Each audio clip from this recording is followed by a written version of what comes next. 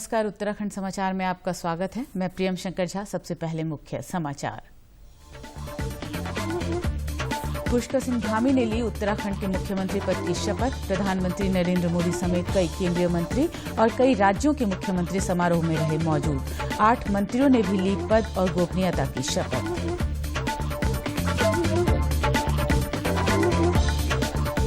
मुख्यमंत्री पुष्कर सिंह धामी कैबिनेट में 5 पुराने तो 3 नए चेहरे को मिला मौका। नवनियुक्त मंत्रियों ने कहा, प्रदेश को विकास की राह पर ले जाना लक्ष्य।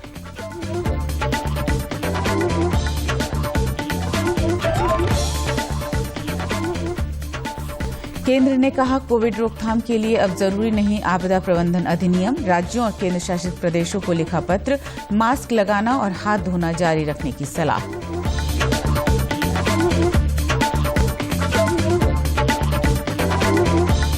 और नेहरू युवा केंद्र देश में मना रहा आजादी का अमृत महोत्सव। उत्तराखंड के सभी जिलों में मनाया गया शहीद दिवस। वीर सपूत भगत सिंह, राजगुरु और सुखदेव को किया गया याद। अब समाचार विस्तार से। प्रधानमंत्री नरेंद्र मोदी की मौजूदगी में पुष्कर सिंह धामी विधिवत तौर पर उत्तराखंड के 12वें मुख्यमंत्री बन गए हैं। देहरादून के परेड ग्राउंड में आयोजित भव्य समारोह में उन्होंने पद और गोपनीयता की शपथ ली। उनको राज्यपाल गुरमीत सिंह ने शपथ दिलाई।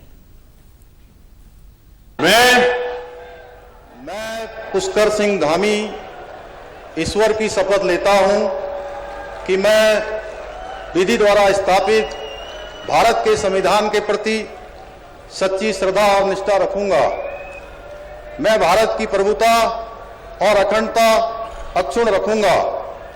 मैं उत्तराखंड राज्य के मुख्यमंत्री के रूप में अपने कर्तव्यों का श्रद्धापूर्वक और शुद्ध अंतःकरण से निर्वहन करूंगा तथा मैं भय या पक्षपात, अनुराग या देश के बिना सभी प्रकार के लोगों के प्रति संविधान और विधि के अनुसार न्याय करूंगा। मैं पुष्कर सिंह धामी ईश्वर की शपथ लेता हूं कि जो विषय उत्तराखंड राज्य के मुख्यमंत्री के रूप में मेरे विचार के लिए लाया जाएगा अथवा मुझे ज्ञात होगा, उसे किसी व्यक्ति या व्यक्तियों को तब के सिवाय जबकि ऐसे मुख्यमंत्री के रूप में अपने कर्तव्यों के सम्यक निर्वहन के लिए ऐसा करना अपेक्षित हो, मैं प्रत्यक्ष अथवा अप्रत्यक्ष रूप से संसूचित या प्रकट नहीं करूंगा। मुख्यमंत्री धामी के अलावा उनके कैबिनेट में 8 मंत्रियों ने भी शपथ ग्रहण किया। इनमें सतपाल महाराज, गणेश जोशी, धन सिंह रावत, सुबोध उनियाल, रेखा आर्य, चंदन रामदास और सौरभ बहुगुणा शामिल हैं। धामी कैबिनेट में शामिल 3 नए चेहरे सौरभ बहुगुणा सितारगंज से और चंदन रामदास बागेश्वर से विधायक हैं। इसके अलावा ऋषिकेश के विधायक प्रेमचंद अग्रवाल को भी मंत्रिमंडल में जगह दी गई है। मैं सतपाल महाराज ईश्वर की शपथ लेता हूं। अहम प्रेमचंद अग्रवाल ईश्वर से नामना शपथ।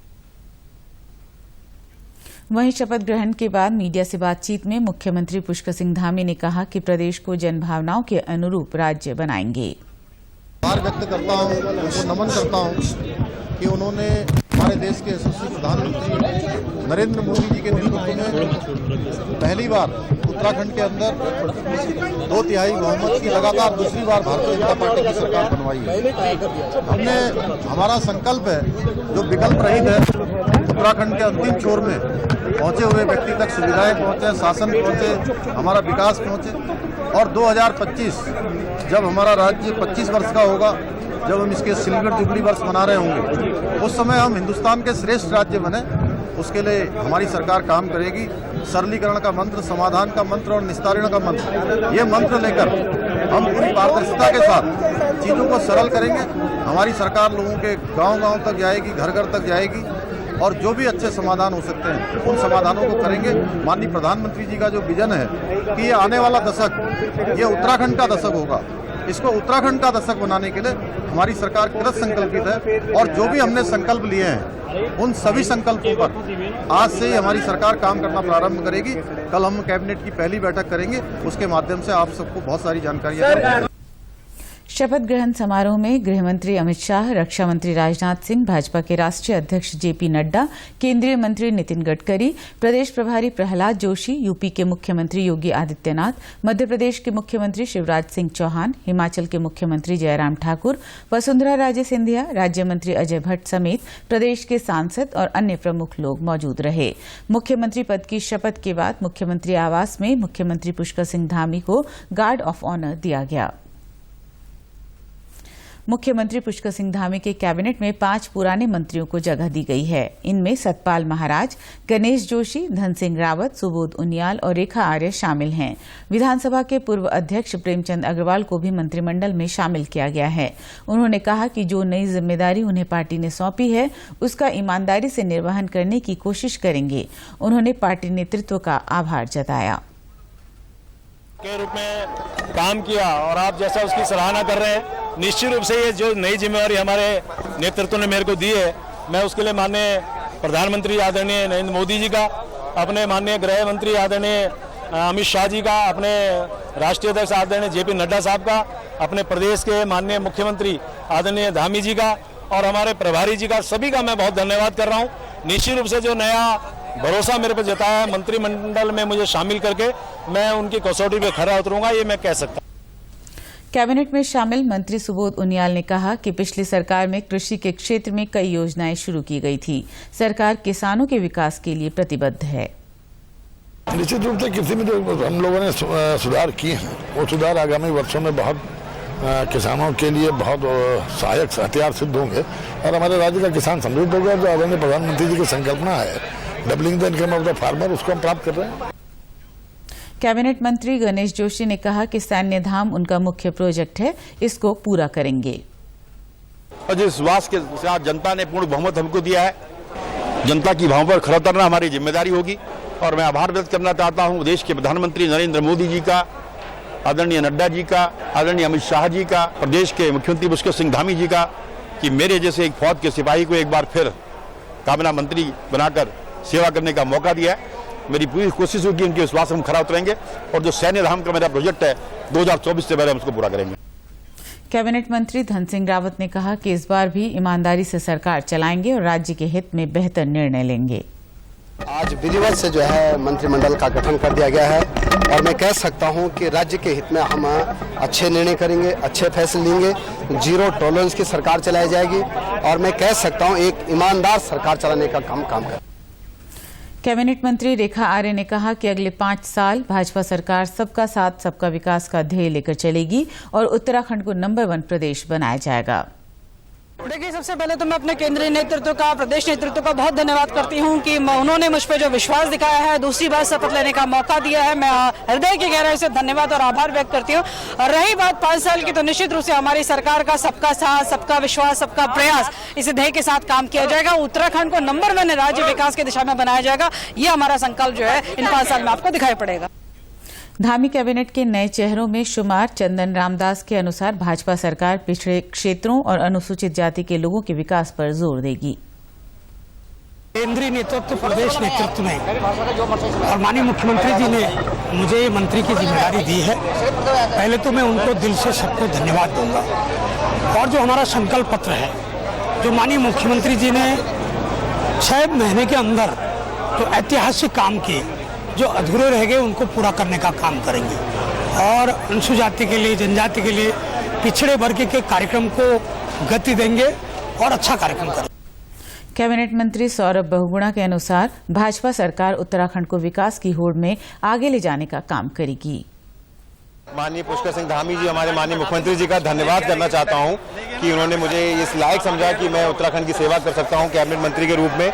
और मैं उत्तराखंड की जनता को विश्वास दिलाता हूं कि जिस भावना के साथ, जिस जोश के साथ, जिस आशीर्वाद के साथ, जिस समर्थन के साथ आपने उत्तराखंड में मिथक तोड़ते हुए 2/3 मेजोरिटी की सरकार भारतीय जनता पार्टी की बनाई है, हम उस भावना के साथ काम करेंगे, उस भावना को आगे बढ़ाने का काम करेंगे। और मोदी जी का जो सपना है कि अगला दशक उत्तराखंड का होगा, ये सरकार को आपको सपना पूर्ण करके दिखाएगी। केंद्र ने कहा है कि कोविड रोकथाम के लिए आपदा प्रबंधन अधिनियम के प्रावधानों को अब जारी रखने की आवश्यकता नहीं है। देश में कोविड मामलों में काफी गिरावट आने के मद्देनजर ये फैसला लिया गया है। केंद्र ने राज्यों और केंद्र शासित प्रदेशों को सलाह दी है कि वे अब अधिनियम के तहत आदेश और दिशा निर्देश जारी करना बंद कर दें। केंद्रीय गृह सचिव अजय भल्ला ने इस बारे में राज्यों और केंद्र शासित प्रदेशों को पत्र लिखा है। स्वास्थ्य मंत्रालय ने कोविड रोकथाम उपायों पर सलाह दी है कि लोग मास्क लगाने और हाथों को साफ रखना जारी रखें। श्री भल्ला ने कहा है कि पिछले 7 सप्ताह में कोविड संक्रमण के मामलों में बड़ी गिरावट आई है। देश में कुल सक्रिय मामले 23,913 रह गए हैं। उन्होंने राज्य सरकारों को सलाह दी है कि बीमारी की प्रकृति को देखते हुए सतर्क रहें और जहां भी संक्रमण में बढ़ोतरी पाई जाती है तो वे स्थानीय स्तर पर त्वरित और सक्रिय कार्रवाई करने पर विचार कर सकते हैं। यहां रुकेंगे एक छोटे से ब्रेक के लिए। आप बने रहिए हमारे साथ।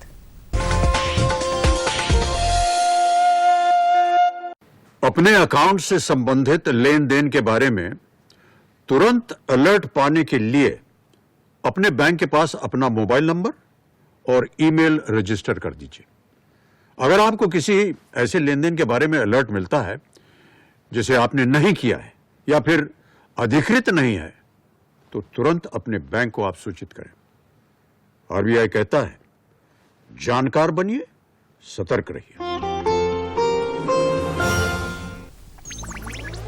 डिजिटल बैंकिंग का है जमाना, टाइम है बचाना। डिजिटल बैंकिंग है आसान, करो चाहे कोई भुगतान, एनी टाइम एनीवेयर, सेफ है, फास्ट है, हर पेमेंट उंगलियों पे सेट है। लेन देन के हैं ऑप्शंस कई, IMPS, NEFT, UPI भी। 24 घंटे करते ये काम, पेमेंट आसान और रहे आराम। आरबीआई कहता है, जानकार बनिए, सतर्क रहिए।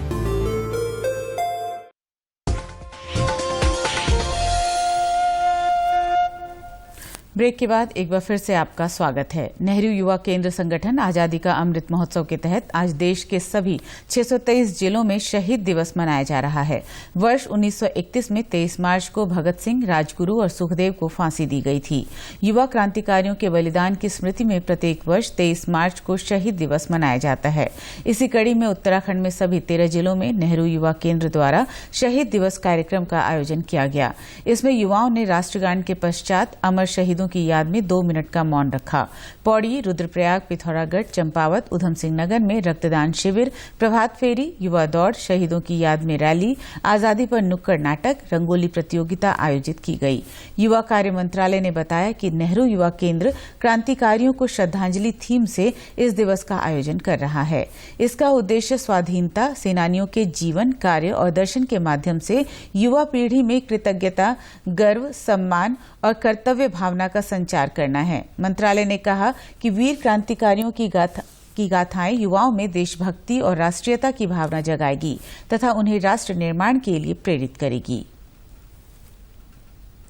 भारत ने $400 अरब मूल्य का निर्यात लक्ष्य हासिल कर इतिहास रच दिया है। ये अब तक का सर्वाधिक निर्यात है। ये लक्ष्य निर्धारित समय से 9 दिन पहले ही हासिल कर लिया गया है। प्रधानमंत्री नरेंद्र मोदी ने ट्वीट संदेश में कहा है कि भारत ने $400 अरब मूल्य के वस्तु निर्यात का महत्वाकांक्षी लक्ष्य निर्धारित किया था और पहली बार इसे हासिल किया। उन्होंने इस सफलता के लिए देश के किसानों, बुनकरों, सूक्ष्म, लघु और मध्यम उद्यमों, विनिर्माताओं और निर्यातकों को बधाई दी। प्रधानमंत्री ने कहा कि आत्मनिर्भर भारत की दिशा में ये महत्वपूर्ण उपलब्धि है। एक संसदीय समिति ने सिफारिश की है कि प्रधानमंत्री उज्ज्वला योजना के लाभार्थियों को प्रतिवर्ष रसोई गैस पर दी जाने वाली सब्सिडी कम से कम 4 LPG सिलेंडरों तक बढ़ा दी जाए। समिति का कहना है कि इससे गरीबों पर वित्तीय बोझ कम होगा। पेट्रोलियम और प्राकृतिक गैस से संबद्ध स्थायी समिति के अध्यक्ष और भाजपा सदस्य रमेश बिधूड़ी द्वारा संसद में मंत्रालय के लिए अनुदान मांग पेश करते हुए ये सुझाव दिया गया। समिति को ये भी जानकारी मिली है कि कुछ सुदूर क्षेत्रों के उपभोक्ताओं को छोड़कर अन्य उपभोक्ताओं को मई 2020 से रसोई गैस सिलेंडरों पर सब्सिडी नहीं मिली है। रसोई गैस को बंदरगाह से बॉटलिंग संयंत्रों तक ले जाने पर आने वाले खर्च के कारण ऐसी स्थिति उत्पन्न हुई है। रुद्रप्रयाग जिला प्रशासन ने हाई स्कूल और इंटरमीडिएट की उत्तराखंड बोर्ड परीक्षाओं को देखते हुए सभी परीक्षा केंद्रों में धारा 144 लागू कर दी है। बोर्ड परीक्षाएं 28 मार्च से 19 अप्रैल 2022 तक होंगी। जिले में बोर्ड परीक्षाओं के लिए 23 परीक्षा केंद्र बनाए गए हैं। उप जिलाधिकारी सदर अपर्णा ढौंडियाल ने कहा कि सब डिवीजन रुद्रप्रयाग के सभी परीक्षा केंद्रों पर 19 अप्रैल तक निषेधाज्ञा प्रभावी रहेगा। हाई स्कूल और इंटरमीडिएट परीक्षा केंद्रों के 100 गज की परिधि में 5 या उससे अधिक व्यक्तियों के एक साथ एकत्रित होने पर निषिद्ध किया गया है। इसके अलावा परीक्षा केंद्रों के निकट बिना अनुमति आग्नेय शस्त्र, लाठी, डंडा, चाकू सहित किसी भी तरह के ज्वलनशील पदार्थ आदि प्रतिबंधित किए गए हैं। परीक्षा अवधि के निर्धारित परीक्षा केंद्रों में किसी प्रकार की नारेबाजी, लाउडस्पीकर का प्रयोग, सरकारी इमारतों पर नारे लिखना व किसी प्रकार के भ्रामक साहित्य के प्रचार प्रसार आदि को भी प्रतिषेध किया गया है। चंपावत जिले के लोहाघाट स्थित जिला शिक्षा एवं प्रशिक्षण संस्थान नई शिक्षा नीति 2020 के क्रियान्वयन को लेकर 2 दिवसीय राष्ट्रीय सेमिनार का आयोजन किया गया। सेमिनार का विषय शिक्षा शिक्षक का बदलता परिदृश्य था। सेमिनार में नई शिक्षा नीति के विभिन्न पहलुओं को लेकर मंथन किया गया। सेमिनार के संयोजक डॉक्टर कमल गहतोड़ी ने बताया कि सेमिनार में 13 राज्यों से आए 40 शोध पत्रों का प्रस्तुतिकरण किया गया। विशिष्ट शोधों को NCERT पाठ्यक्रम में उचित स्थान दिया जाएगा। नई शिक्षा नीति के घोषित होने के बाद जब कोविड परिस्थितियां आई देश में, तो शिक्षक शिक्षा ने भी अपना पूरा कलेवर ही बदल लिया। इस क्रम में हमने ये सोचा कि देश भर के शोधवेत्ताओं को, शिक्षाविदों को यहाँ पर आमंत्रित कर एक ऐसा विचार मंथन किया जाए जिससे शिक्षक शिक्षा के बदलाव में कुछ सकारात्मक परिवर्तन आए। तो इस क्रम में हमने यहाँ पर यह संगोष्ठी आयोजित की है। इसमें देश भर के लगभग 13 राज्यों से और दिल्ली से 75 नामांकन हमारे पास आए और उसमें से एक एक्सपर्ट कमेटी हमने यहाँ गठित की, जिसमें से उन्होंने 40 लोगों को शोध प्रस्तुत करने के लिए चयनित किया। दिल्ली विश्वविद्यालय की शोधार्थी प्रोफेसर साधना जैन ने बताया कि नई शिक्षा नीति के तहत उन्होंने 3 से 6 आयु वर्ग के बच्चों के लिए अर्ली चाइल्डहुड चिल्ड्रन एजुकेशन पर शोध पत्र तैयार किया है। नई शिक्षा नीति लागू होने के बाद मौजूदा परिवेश में किस प्रकार परिवर्तन होगा। इसमें मैंने जो अपना शोध कार्य प्रस्तुत किया है वो मैंने ECCE टीचर्स के ऊपर मैंने काम किया है कि किस तरह से NEP 2020 जो है वो ECCE का जो अभी हमारा प्रेजेंट सिनेरियो है उसको चेंज कर देगी। जो NEP 2020 है उसमें इस बार ये पहली बार इस शिक्षा नीति में हुआ है कि इसको भी हमने स्कूल के दायरे में लिया है। 3 to 6 इयर्स का जो एज ग्रुप है इसको इससे पहले कभी भी शिक्षा के दायरे में फॉर्मली नहीं लिया गया, ना ही ये RTE 2009 के एक्ट में इसको लिया गया है। इसको पहली बार इसमें लिया गया है और ये बहुत ही अच्छा है। शोधार्थी कार्तिक शर्मा का कहना है कि शिक्षक राष्ट्र का निर्माता है। नई शिक्षा नीति में शिक्षा के क्षेत्र में जाने वाले शिक्षकों के लिए अलग प्रावधान किया गया है, जो कि समाज और देश के लिए अच्छा है।